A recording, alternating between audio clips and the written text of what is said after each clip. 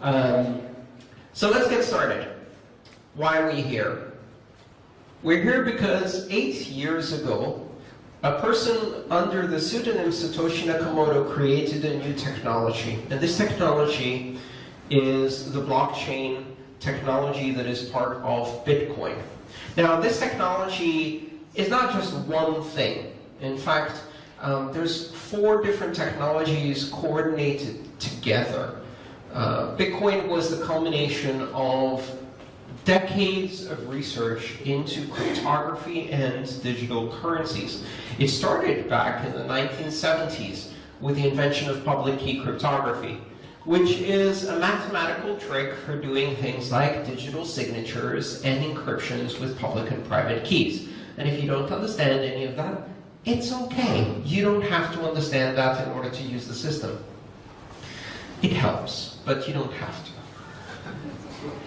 So, over the years, many people who were involved in this technology and cryptography over the 80s and 90s started thinking about how could we use cryptography to create systems of commerce and systems of money.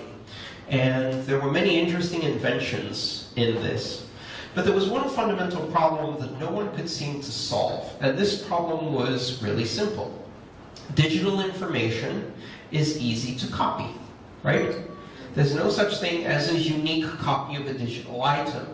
If you have a JPEG, or a text file, or a Word document, how much does it cost to make a copy of that? 0. And how many copies can you make? Infinite. And how different is each copy? Not at all. They're all identical. So you can't make something that is digital and rare, which is a bit of a problem because one of the most important characteristics of money is that it is rare. If it's abundant, it's not very good money. You know? Why don't we use hair as money?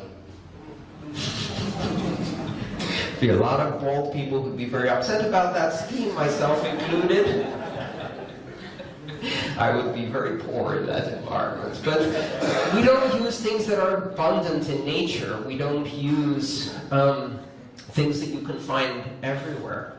For thousands of years, people used various things they could find in nature, but never things that were common. So people use seashells for money, right? But guess where they didn't use seashells?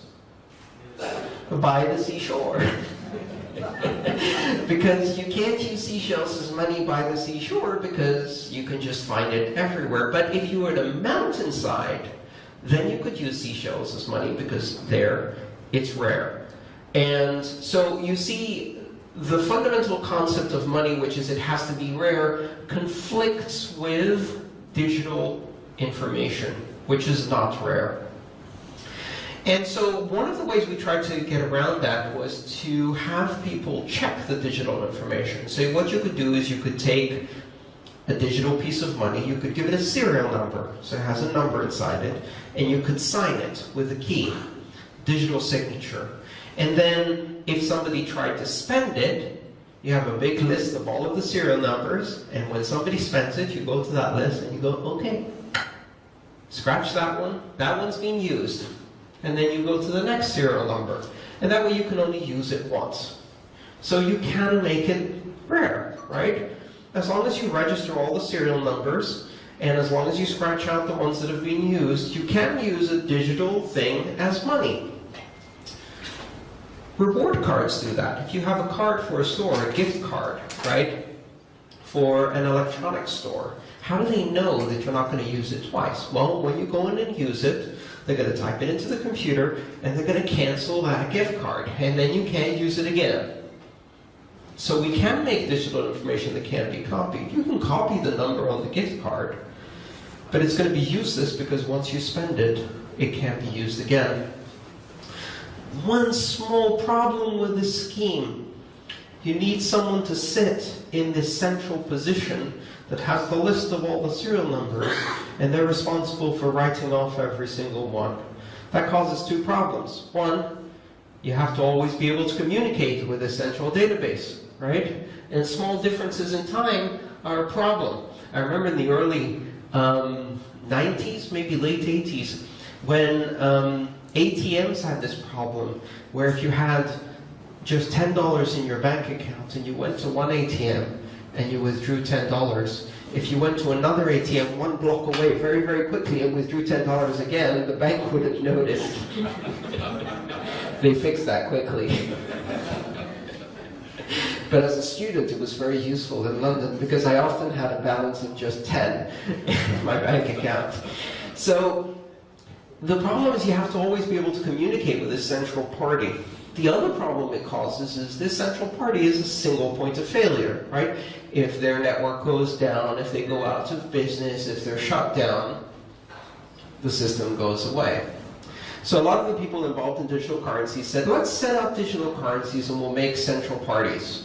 And we'll make our own system of money. And they made their own system of money, and the government of the world, various governments, looked at that and said, you can't do that.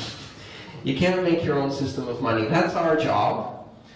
What you're doing is not allowed. And sometimes the banks would sue these companies, or the government would come in one day, take all the servers away, and there goes your system of digital money. So that was the problem. In 2009, Satoshi Nakamoto solved this problem. It's called the double spend problem. He managed to create, or she, or they, we don't know who it is, managed to create a system whereby you could make sure that nobody could double spend, but you didn't have to have one central location. Instead, what happens is everybody participates in this system across the network, and everybody has a copy of the list of what effectively almost like serial numbers exists, and who has spent them and who owns them. And when you present a transaction, it's copied to everyone, and everyone can check that it's correct and hasn't been spent before, and every 10 minutes, the entire network gets together to agree on the current state of that ledger. And that ledger is called a blockchain. And sometimes people say, well, what is a blockchain? Can you explain a blockchain in like less than 20 words? And my favorite answer was Peter Todd's, who said, yes, it's a chain of blocks. 2 words, done. Which is funny because it's true, because that's what a blockchain is. It's a chain of blocks. What are the blocks? Blocks are just containers that contain lots of transactions. And they're chained together with digital fingerprints so that one block depends on the information that was in the previous block, which depends on the information that was in the previous block. So you know what sequence they came in. If you have the fingerprint from the previous block in your current block, you know that the current block could only have been created after the previous block. So you chain them together and you have this historical record. Fairly simple technology. Of course, that's not the only technology in these systems. There's another really important technology called proof of work, which is a consensus algorithm. Which is, okay, so you have this chain of blocks, but inevitably, if everybody's keeping a copy of this chain of blocks all around the world, how do you know which one is real? How do you know which one is the most recent? How do you know that you don't have an old copy? And how do you know that someone's not faking it? And so the really interesting invention by Satoshi Nakamoto was to say, you have to commit work, computer work. You have to make your computer do some work. And that work takes power. You know, if you have your computer crunching away, I don't know if you've ever noticed when you're doing something fancy on your laptop and all of the fans turn on, your laptop gets really loud, and then 5 minutes later it's so hot you can't actually use it as a laptop anymore. It has to become a tabletop because it's burning your lap. So that's computer work, and what computer work means is that it's consuming electricity, sometimes quite a lot of electricity, and it's converting that electricity into 2 things, heat and information. And so, because there's only so much energy in the world, and because there's only so many computers in the world, and because it's not easy to set up a system like that, that's a good way to know that the other person really validated the ledger. And so behind this system of Bitcoin and all other, or most other open public blockchains, is this idea that all of the participants who are verifying the security and checking to produce this chain of blocks in a way that everyone can trust are spending energy as a guarantee that they're telling the truth. And the way it works is a simple competition. If I want to create a block on the blockchain, I first have to burn a lot of energy. I'm committing this energy. I'm staking it. I'm putting a pledge. And that's my guarantee. And if I burn this energy and correctly validate all of the transactions, I check each transaction and say, has this been spent before? Is this person lying? Is that signature correct? Do the amounts add up? I do all of the rules. I check all of the rules. Great.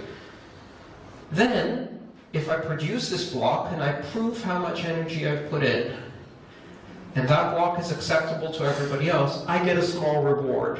I get paid the fees, and I get paid some new Bitcoin. And that's the competition. It's a really simple idea, really. It's market economics applied to this competition. Now, what stops me from lying? Nothing, really, except that I'm going to put all the electricity, produce a block that contains a lie. Everybody else will see that block, will say, that's a lie. That signature was wrong, that transaction didn't add up, that one had been spent previously, whatever it might be. You didn't do the work. You didn't securely check the rules. So we're all going to ignore your block, and they ignore my block. Now I don't get reward. But the problem is, I've already spent the electricity. And come the end of the month, I'm going to get an electricity bill. Now, if you're doing this on a small scale, it might not matter. If you're doing it with your laptop, you've burned $1 of electricity, produced a fake block, everybody rejected it, you lost your $1 of electricity. Today, on a global basis, we're talking at several millions of dollars of electricity per day. So now, if you have a warehouse with 200,000 of these computers burning power in order to check the blocks, and as they're burning that power, they're checking the rules, and if they make a mistake and produce a block that's not valid, instead of getting a reward, which is worth quite a lot of money, they get nothing. Now at the end of the month, when they get the electricity bill says $250,000, and they go, ugh, and they haven't made the money. So now cheating, that can get really expensive really fast. And that's the whole point.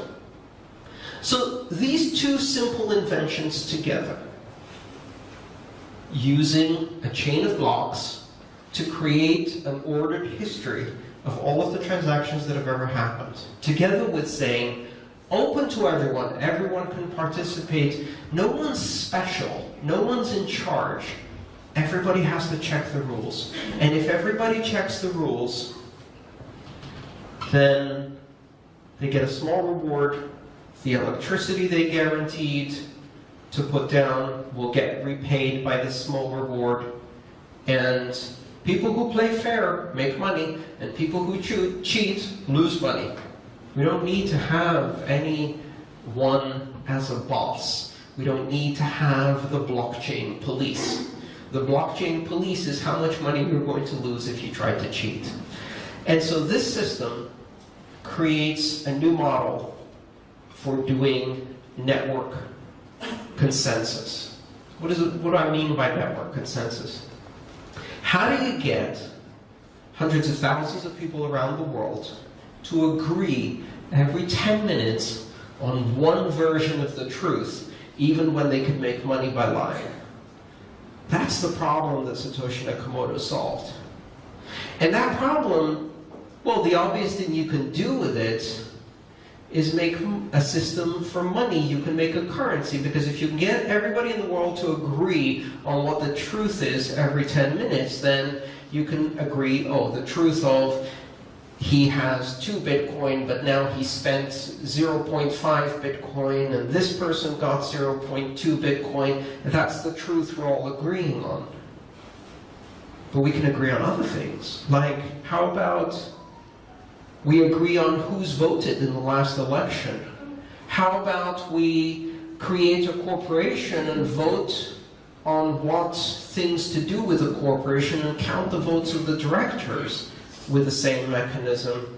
How about we use it to decide the truth about who owns that piece of land, or whether they sold that piece of land to someone else and record the ownership of land? How about we use it to decide who owns a car and who a car is registered to, so that you can sell your car? And you don't need to tell a central location like the Register of Vehicles or the Department of Transportation as we do today. Just like you don't need to tell a central location this gift card has been used. We can all simultaneously agree, yes, that car got sold. 10 minutes ago, the entire network agreed on that. We all committed electricity. Everybody agrees that is the new truth. So this system suddenly becomes much more than just money. It's a way to make decisions and find truth and trust people you've never met on the internet to be fair, not because someone's watching, not because someone's in charge, but because if they cheat, they lose money. Market-based economics applied to network-based decision-making. And this thing can happen across the globe. It doesn't matter which country they're in. Countries don't matter on the internet. It doesn't matter what the religion, gender, nationality, age of the other person is. It doesn't matter if their status as a living person even is. With blockchain systems, you can do transactions between machines without people. You can have machines owning money and transferring money to each other. You can have machines owning other machines and transferring the ownership of other machines to each other. We can do all kinds of new things.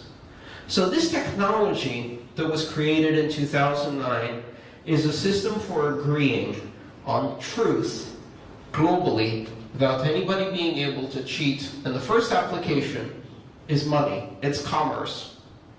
Because if you make it impossible to cheat, you can make commerce much more effective and much cheaper for everyone. You can give people access to the things they don't have access today. Billions of people don't have a bank account.